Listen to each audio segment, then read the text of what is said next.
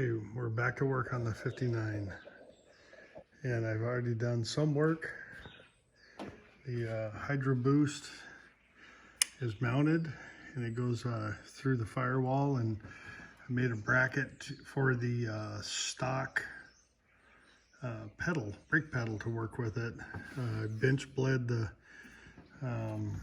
master cylinder. This is actually the brake line coming from the back, so that's plumbed into the back. Haven't gotten the front done yet. I test fit the engine and transmission once. Ran into an issue with this drag link right here. The stock pan hit it, and it was sitting at a funny angle, so something had to change. Luckily, I'll show you the when I had the stock pan in here, I kind of drew lines on it with a marker. That would be ideal to have a cutout like that. Of course, the good old internet. Did some measuring, and bingo, they do have that pan that works.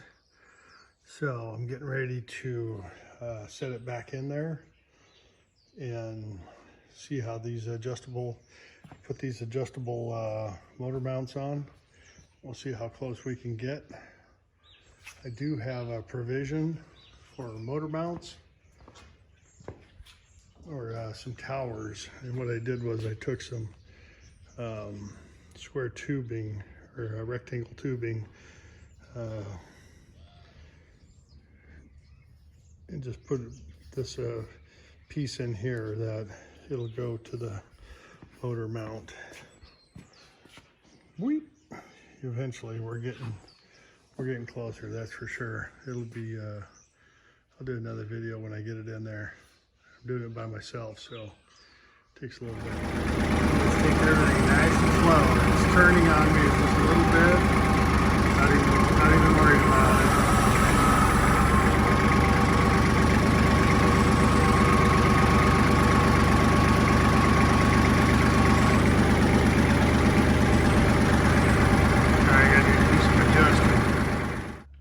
Okay, here's where we're at with the Buick.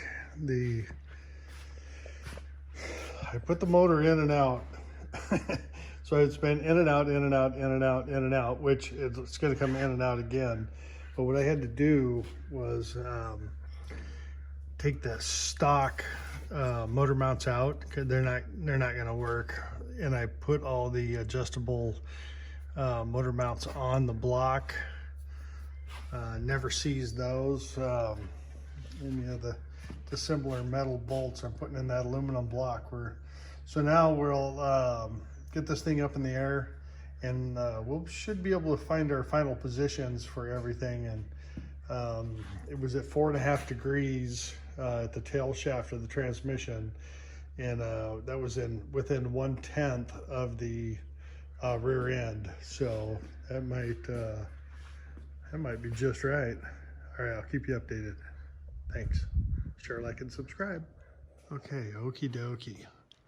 Set it in there, and trying to see what fits, what's gonna work, what angles we're at.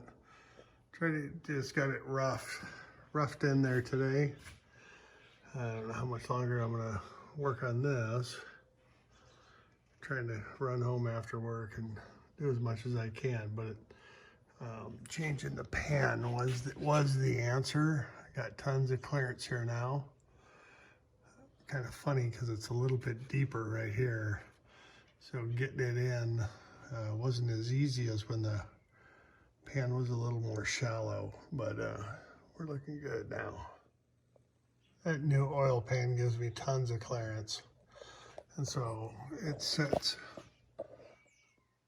still behind where the stock mounts were, but it's funny how much more room I have now that it's down low. Okay, so what we did was made this transmission support here. It comes up and goes over, goes to a plate. Sometimes you're going, man, where am I going to put these bolts? It's draw yourself a little grid. That's just a straight edge, a little grid, and bing, bang, boom, right?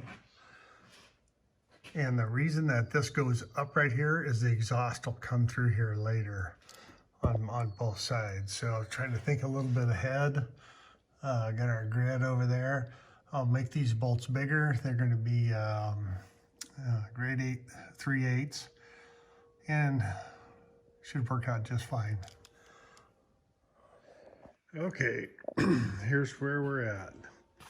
You can see the motor mounts there, and the transmission is still in the car.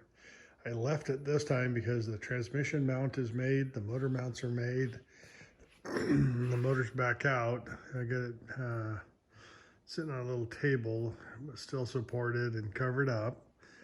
I'll get those motor mounts reinforced, supported, clean all this engine bay up, get that painted, get the brake lines finished, get ready for the power steering and hydro boost lines, and then we should be good. We're going to be making some, it's going to start looking cool here pretty soon. Can't wait.